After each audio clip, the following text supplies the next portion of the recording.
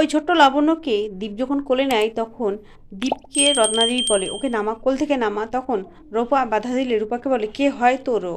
রত্নাদেবীকে উত্তর দেয় রূপা যে ও আমার বোন হয়।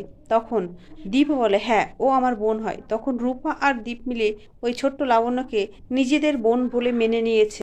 তখনই সূর্যকে কথা শুনিয়ে জয় বলে, হ্যাঁ দাদাই, তোর মেয়ে রূপা এবার তো আমার মরণ ছাড়া কোনো রাস্তায় রাখলো না।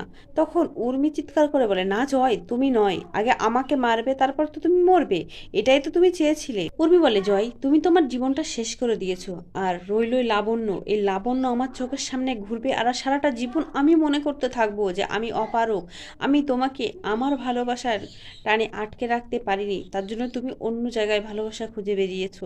আমি যে হেরে গেছি সেটা বারবার এই মেয়েটা প্রমাণ করে দেবে বলে ওই ছোট্ট লাবণ্য যে এই বাড়িতে সবসময় আমার চোখের সামনে ঘুরে বেড়াবে আর এটা মনে করিয়ে দেবে ও তোমার মেয়ে, আমি সেটা সহ্য করতে পারবো না। তখন দীপা বলে, না ও ঘুরবে না, ও এই বাড়িতে থাকবে না, ওকে নিয়ে আর আমি রূপাকে নিয়ে রেস্টুরেন্টে চলে যাচ্ছি।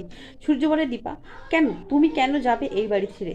যাদের অসুবিধা হচ্ছে তারা চলে যাক। সূর্য বলে, দীপ সোনা রূপার মতো লাবণ্যর এটা নিজের বাড়ি, তাই লাবণ্য এ বাড়িতে থাকার অধিকার আছে। ছোট্ট লাবণ্য প্রথমে কিন্তু আমাকেই বাবা বলে ডেকেছিল, তাই ওর বাবা হয়ে থাকতে আমার কোনো আপত্তি নেই।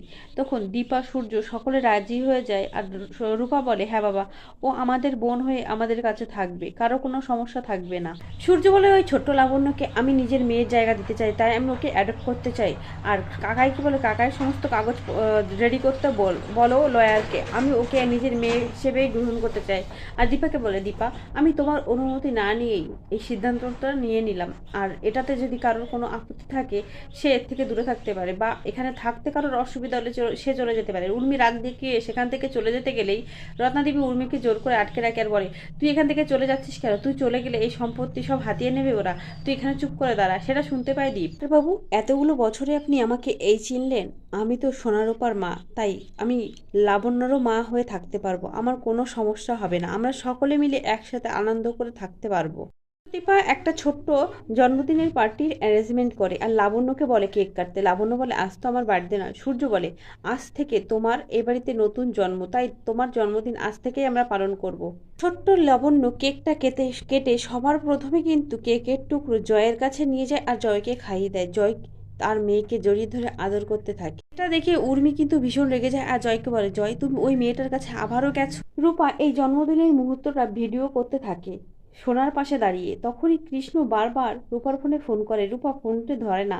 সোনা সেটা লক্ষ্য করে, সোনা মনে মনে ভাবে, তাহলে কি কৃষ্ণের সাথে রূপার কোনো সম্পর্ক আছে?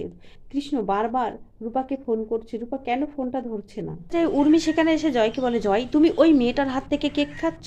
আর দীপাকে কথা শুনিয়ে উর্মি বলে, তুই না চেয়েছিলিস আমি ভালো থাকি, তাহলে ওই মেয়েটার জন্মদিন পালন করছিস ধুমধাম করে আর কেক এনে খাচ্ছিস, সেটা দেখে আমি সহ্য করতে পারছি না। তুই বুঝতে পারছিস না দিদি? তুই ওই মেয়েটাকে এক্ষুনি বাড়ি থেকে বের করে দে। তখন দীপা বলে, তোর বোঝাপড়া জয়ের সাথে থাকতে পারে, ওই ছোট্ট মেয়েটার কোনো দোষ নেই। তোর আক্রোশ মেটাবার জন্য ওই মেয়েটিকে তো আমরা রাস্তায় ফেলে দিতে পারি না।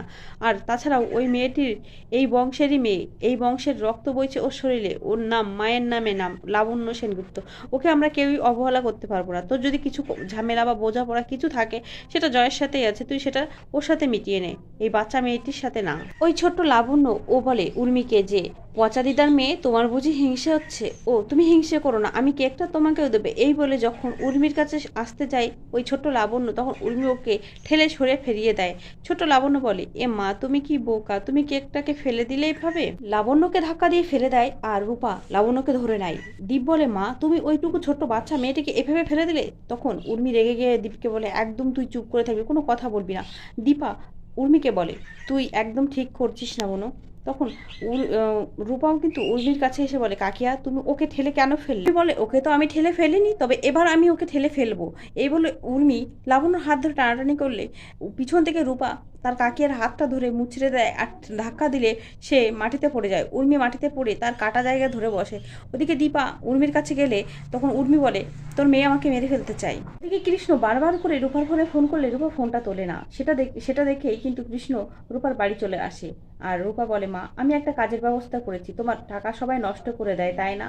আমি একটা ডান্স প্রোগ্রাম করে সেখান থেকে অনেক টাকা পাবো, সেই টাকাটা দিয়ে তোমার অনেক ধার দেনা মিটিয়ে দেবো। উর্মি বলে, তুই করবি তোর মায়ের সমস্যার সমাধান? এত এতদিন পালিয়ে বেরিয়েছিস খুনের দায়ে?